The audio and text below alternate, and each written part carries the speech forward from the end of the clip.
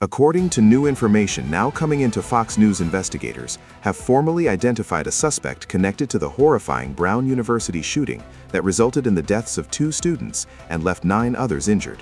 However, authorities confirm the suspect has not yet been taken into custody. At this moment, significant law enforcement activity is unfolding in Salem, New Hampshire, where a coordinated search operation is actively underway. Local station Boston 25 reports that this development is directly tied to the Brown University shooter investigation, with FBI personnel and state police units deployed at the scene. Officials were scheduled to hold a press briefing earlier today, but that event was delayed for several hours, raising immediate speculation that major progress was being made. And as soon as authorities address the public, we will bring you full breaking coverage as it happens. Meanwhile, a major twist has emerged after officials earlier insisted that the Brown University shooting and the fatal shooting of an MIT professor were separate incidents. New reporting now indicates investigators are re-examining whether the 2 cases may in fact be connected. Joining us live from Providence, Rhode Island is Fox News contributor and former NYPD Inspector Paul Morrow, along with Rob Chadwick, former FBI Supervisory Special Agent. Paul, investigators now reportedly have a suspect name and an active arrest warrant. Can the public have confidence this time that authorities are pursuing the correct individual? Paul explains that the issuance of an arrest warrant means investigators presented sufficient probable cause before a judge and received approval, which strongly suggests credible evidence.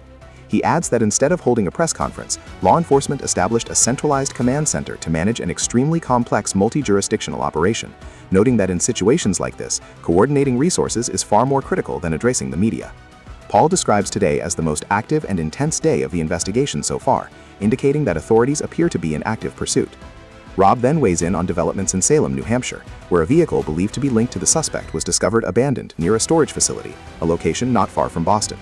He notes that license plate reader technology likely played a role in tracking the vehicle, and advises residents in the surrounding area to remain indoors and await further instructions, emphasizing that the situation is still ongoing and far from resolved. Attention then turns to earlier confusion surrounding the killing of the MIT professor, a globally recognized expert in nuclear fusion research, whose death raised immediate questions due to its proximity and timing. Paul acknowledges that initial speculation involved ideology, international tensions, or targeted violence, but urges caution, stressing that investigators must rely on verified facts rather than assumptions, and pointing out that such cases often turn out to be more straightforward than they initially appear. As tactical teams mobilize, concerns have grown over the possibility of explosive devices or booby traps.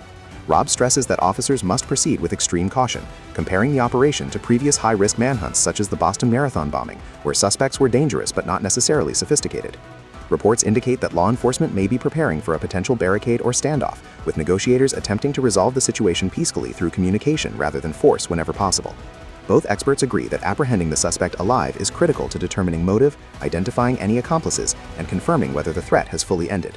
Discussion also revisits early investigative setbacks, including the detention of a person of interest who was later cleared through surveillance footage and keycard access data, a delay that cost valuable time and may have allowed the actual suspect to flee. Finally, attention shifts to serious security failures on campus, with experts citing unlocked entrances, delayed alerts, lack of surveillance cameras, and insufficient access controls, raising broader concerns for college safety nationwide.